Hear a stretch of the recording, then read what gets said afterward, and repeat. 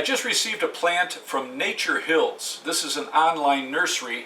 It's shipped in a cardboard box with air holes, and I wanted to show how it's packaged.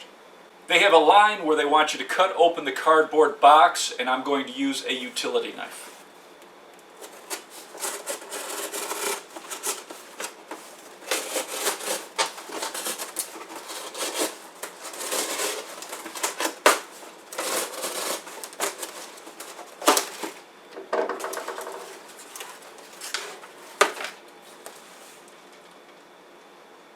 There's tabs on the side that were pushed in, so I'm going to push these out.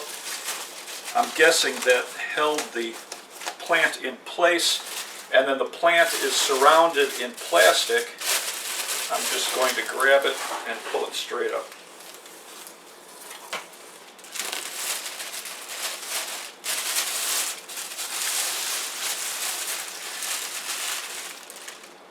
The leaves and the soil are still very wet, so it looks like they water it well before they ship it, and it comes with care instructions.